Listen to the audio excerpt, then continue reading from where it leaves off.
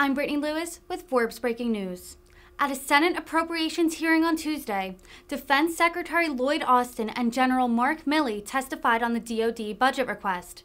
Milley faced off with Senator Lindsey Graham over the Afghanistan withdrawal. Graham said General Milley and the Biden administration made it more likely that Putin would invade because of the botched withdrawal. Milley pushed back, stating that Putin had made the decision to invade, quote, long before we pulled out of Afghanistan. Let's take a listen to the exchange. Thank you both for coming. General Austin, this budget request, is it a 4% increase? Yes, from last year's. Okay. What's the inflation rate? Current inflation rate is well above that. So. Okay. So this budget doesn't keep up with inflation, number one. Percentage of GDP spent on defense, what percentage does this budget represent?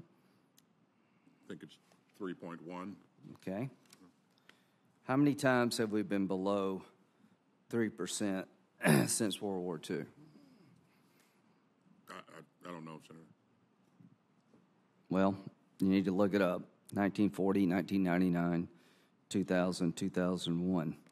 In the 10-year window, the fiscal year defense plan in year 10, 2032, what percentage of GDP will be spent on defense?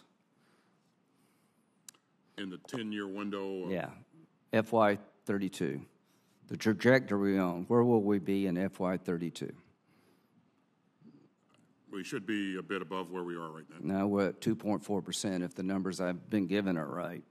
So over time we spend less historically than we've ever spent.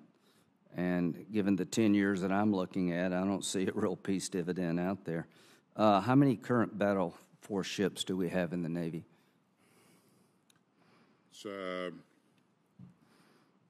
We have 296. 293. We have 11 aircraft carriers. How many ships does China have? I think the latest number was around 400. Yeah, 355. They're going to 422 by the end of, 460 by 2030. Where will we be in terms of ships by the end of 2032? U.S. ships. It's 280. So the bottom line is we're on the wrong path here, from my humble opinion. We're spending below inflation. The Chinese are increasing their Navy. By 2032, we'll have, these numbers are right, we'll have 280 ships below what we have today. GDP spent on defense will be at 2.4%. I don't know what kind of world we're looking at out there, but you're seeing a different world than I am. And I hope we, in a bipartisan way, can correct this, because I think in really many ways this is dangerous. Afghanistan. General Milley, I think you and Secretary Austin said last year that we could expect in the next 2 to 3 years threats to the American homeland emerge from Afghanistan. Is that still accurate? I still believe that to be a correct assessment, yes. Has it moved one way or the other? We're seeing initial indications, as you have seen in the media as well, and you're privy to some of the intelligence, which I won't go over here, but ISIS and other groups are trying to put themselves back together. They have not succeeded yet, and they have not yet presented a threat to the U.S. homeland, but we are watching that very, very closely, and if they raise their head and do present a threat, then we'll take appropriate action. Is our over-the-horizon capability to monitor Afghanistan sufficient? I think we have room to improve, to be sure.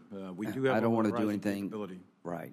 I'm classified here, but our ISR presence in Afghanistan, I think you'll be shocked to know what it is and where it's headed.